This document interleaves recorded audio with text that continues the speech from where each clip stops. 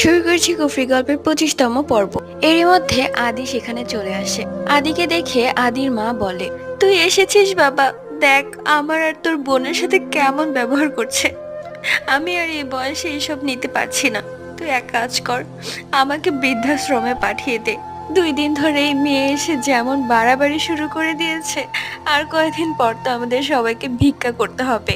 ননদিনী বলে, হ্যাঁ ভাইয়া, তুমি আমাকে আর আম্মুকে কোথাও পাঠিয়ে দাও।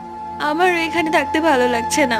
ছোট থেকে বড় হয়েছি, কখনো কেউ আমাদের সাথে এরকম খারাপ ব্যবহার করেনি, কিন্তু তোমার বউ আসার পর থেকে।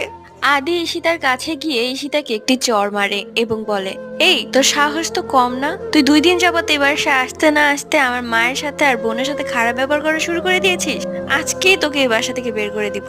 তোর মতো ভিখারি মেয়েকে বিয়ে করছে যে, এটাই তোর কপাল, বুঝছিস? ঈশিতা কিছু বলবে অমনি ঈশিতার শ্বশুর সেখানে এসে পড়ে এবং পরবর্তী